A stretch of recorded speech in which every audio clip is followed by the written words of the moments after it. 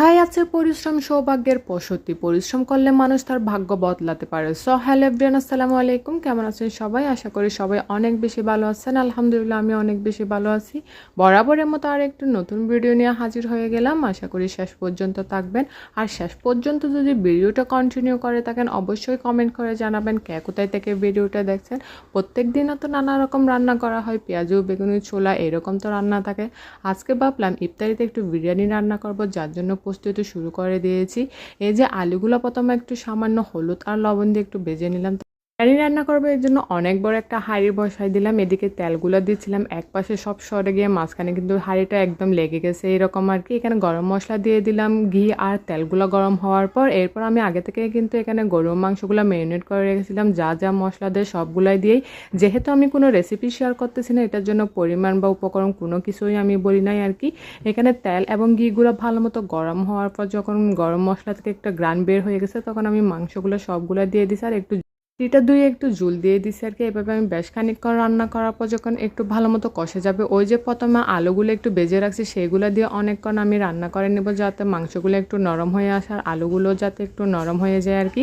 এভাবে ঢাকনা দিয়ে বেশ কিছুক্ষণ রান্না করার পর এর আগে থেকে আমি এখানে প্রায় 2 কেজির মতো চাল ধুয়ে রাখছিলাম আর কি, পোলাওর চাল। সেগুলো পানি ঝরতে দিয়ে এরপরে যখন মাংসগুলো রান্না হয়ে গেছে চালগুলো ভালো মতো দিয়ে একটু নেড়ে ছেড়ে দিব আর কি। বেশ খানিকটাই আমি নাড়তেছিলাম, এখানে আসলে পারতেছিলাম না, এক হাতে ভিডিও করতেছিলাম আর এক হাতে নাড়তেছিলাম। এরপর আমি কিছু কাঁচামরিচ আর কিছু আমি দিয়ে দিয়েছিলাম, এগুলো কি মুখে আসতেছে না আর কি আর করা। এদিকে আম্মুকে বললাম একটু গরম পানিগুলো ঢেলে দেন, আমি একটু নেড়ে ছেড়ে দিই ভালো মতো, না হলে পরিমাপটা বুঝতে পারবো না। ভালো মতো নেড়ে ছেড়ে দেওয়ার পর যখন ভালো মতো পানিগুলো ফুটে টেনে আসবে তখন আমি এখানে আবার কিছুটা কিশমিশ দিয়ে দিলাম এবং কিছু দুধ আর ঘি দিয়ে দিলাম। বেশ খানিকটা আমি এখানে গোলাপ জল দিয়ে দিয়েছি, অনেক পরিমাণে পড়ে গেছিলো, এতগুলো দিতে চাইনি আসলে পড়ে গেছে।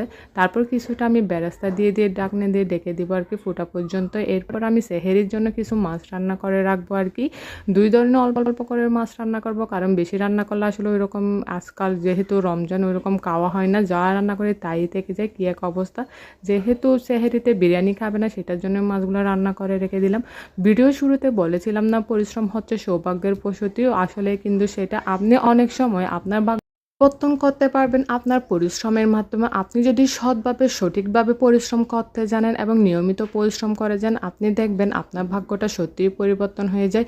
এই ফেসবুক প্ল্যাটফর্ম বলুন, ইউটিউব প্ল্যাটফর্মে এসে দেখবেন অনেক মানুষ অনেক অনেক পরিশ্রম এবং তাদের ক্রিয়েটিভিটির মাধ্যমে তাদের ভাগ্যটা খুব সুন্দরভাবে পরিবর্তন করে নিয়েছে। আসলে আপনি যদি পরিশ্রম না করে প্রতিনিয়ত ভাগ্যের উপর দোষ দিতে থাকেন তাহলে কখনো কোনো কিছু সম্ভব না। আপনি ঠিকমতো পরিশ্রম করে যান এবং সঠিকভাবে পরিশ্রম করেন, বুদ্ধি খাটিয়ে পরিশ্রম করুন, তাহলেই কিন্তু আপনি সফল হবেন। না হলে সারাদিন গাধার মতো 18 ঘন্টা পরিশ্রম করে কোনো লাভ হবে না। সিংহের মতো বুদ্ধি খাটিয়ে আপনি ঘুমিয়ে পরিশ্রম করলে কিন্তু আপনি সেটাতে সফল হতে পারবেন।